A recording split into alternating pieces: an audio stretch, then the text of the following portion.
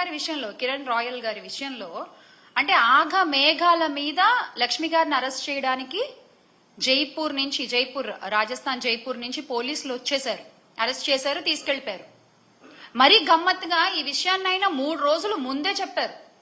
పలానా జైపూర్ నుంచి పోలీసులు వస్తారు, లక్ష్మి గారిని అరెస్ట్ చేస్తారు, చూసుకోండి కావాలంటే అని.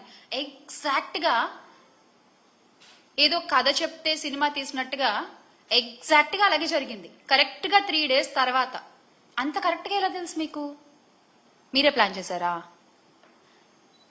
మీరు చేసిన అన్యాయాలు బయట పెడుతున్నారని చెప్పి, మీకు ఎదురుగా ఒక మహిళ నిలబడి పోరాడుతోందని చెప్పి మీరే ప్లాన్ చేశారా?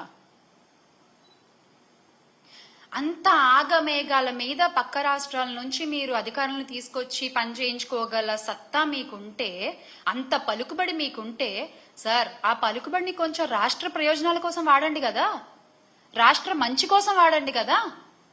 ఒక ఆడపిల్లకి అన్యాయం చేసిన వాడిని రక్షించడం కోసం మీరు ఆ పలుకుబడిని వాడేది. కూటమి నాయకులు ఒక ఆడపిల్లకి అన్యాయం చేసిన వాడిని రక్షించడానికి ఇంత పలుకుబడి వాడతారా? అదేదో రాష్ట్ర ప్రయోజనాల కోసం వాడుంటే ఎంతో కొంత మంచి జరిగేది కదా రాష్ట్రానికి.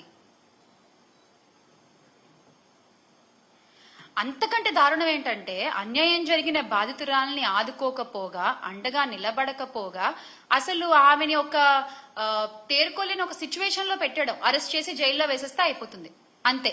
ఇంకా వాళ్ళు నోరెత్తి మాట్లాడరు. విక్టిమ్ బ్లేమింగ్ అంటారు దీన్ని. ఇలా మీరు విక్టిమ్స్ ని బ్లేమ్ చేస్తూ ముందుకు పోతుంటారా?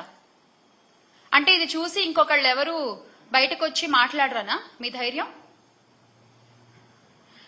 ప్రజలిచ్చిన అధికారాన్ని ప్రజల కోసం కాకుండా మీ తప్పుల్ని కప్పిపుచ్చుకోవడానికి, మీ వాళ్ల తప్పుల్ని కప్పిపుచ్చుకోవడానికి మీరు వాడుకుంటున్నట్లంటే ఏ స్థితిలో ఉన్నామో, ఎంత గొప్పగా మీరు పరిపాలన చేస్తున్నారు ప్రతి ఒక్కళ్ళు చూస్తూనే ఉన్నారు. అంతెందుకండి, డిప్యూటీ సీఎం గారి సొంత నియోజకవర్గంలో ఒక ఆడపిల్లపై అత్యాచారం జరిగితే ఈ రోజు వరకు ఆయన వెళ్ళి మాట్లాడలేదు. ఏంటండి మీరు రక్షణ కల్పించేది మహిళలకి? ఏంటండి మీరు ధైర్యాన్ని నింపేది మహిళలకి? ఒకటి మాత్రం బాగా అలవాటైపోయింది, ఏది జరిగినా వైఎస్ఆర్ కాంగ్రెస్ పార్టీ వైపు వేలెత్తి చూపించడం. ఎస్కేపిజం. ఏది జరిగినా వైఎస్ఆర్ కాంగ్రెస్ పార్టీ వైపు వేలెత్తి చూపించడం. నవ్వుతున్నారు, అయినా మీకేం పట్టట్లేదు. నవ్విపోదురుగాక నాకేంటి సిగ్గు అన్నట్టుంది మీ ప్రవర్తన. నిజంగా అలాగే ప్రవర్తిస్తున్నారు మీరు. ప్రశ్నించే గొంతు నొక్కడమే ధ్యేయంగా కూటమి ప్రభుత్వం ముందుకెళ్తున్నారు. సోషల్ మీడియాలో మిమ్మల్ని ప్రశ్నిస్తున్నారని చెప్పి, సోషల్ మీడియాలో వైఎస్ఆర్ కాంగ్రెస్ పార్టీ వైపు మాట్లాడే వాళ్ల మీద ఎన్ని కేసులు పెట్టారు, ఎంత ఇబ్బంది పెట్టారు. కానీ మీరు ఒక్క విషయం గుర్తుపెట్టుకోవాలి, అణగదొక్కేస్తే అణిచిపోతారులే అనుకుంటే మీరు తొక్కిన ప్రతి అడుగు కింద నుంచి ఒక వట వృక్షమై లేస్తారు తప్ప ప్రతి కార్యకర్త భయపడి వెనక్కి తగ్గేది లేదు. భయపడి ఎవరు వెనక్కి తగ్గరు.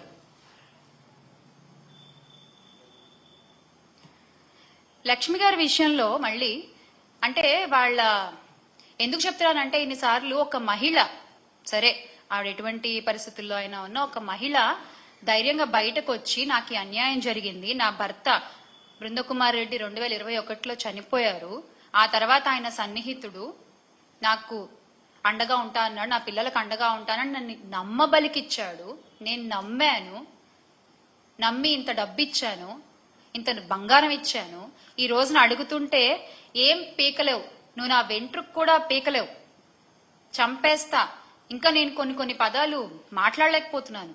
అటువంటి దుర్భాషలాడి, అటువంటి భాషని ఉపయోగించి ఒక మహిళపై ఆవిడంత ధైర్యంగా బయటకు వచ్చి మాట్లాడుతున్నందుకు ఆ ధైర్యాన్ని మెచ్చుకుని ఆ మహిళకి అండగా ఉండకపోగా ఒక మహిళని కొట్టిన వాణ్ణి, ఒక మహిళని అబ్యూజ్ చేసిన వాణ్ణి, ఒక మహిళ దగ్గర డబ్బు దొబ్బేసిన వాడిని మీరు వెనకేసుకొస్తున్నారు. మీరు ఇచ్చింది ఏంటి? ఆ పార్టీ అధికార ప్రతినిధి గారు ఇంత జరిగితే ఏం చేశారు, ఒక నోట్ రిలీజ్ చేశారు. పార్టీ కార్యకలాపాలకి పలానా వ్యక్తిని, ఆ కిరణ్ రాయల్ అనే వ్యక్తిని దూరంగా ఉంచుతున్నాము అని జనసేన పార్టీ నుంచి ఒక నోట్ రిలీజ్ చేశారు. అదేంటది? తొక్కిపట్టి నార తీయడం కదా మీ పార్టీ సిద్ధాంతం. ఇప్పుడు ఏమైపోయింది ఆ సిద్ధాంతం?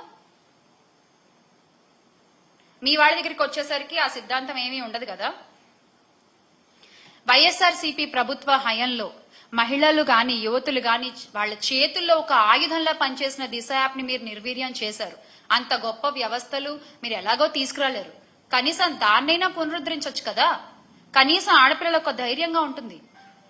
అలా చేయకుండా యువతుల మాన ప్రాణాలతో మీరు చెలగాటం ఆడుతున్నారు. నిజంగా చెలగాటం ఆడుతున్నారు.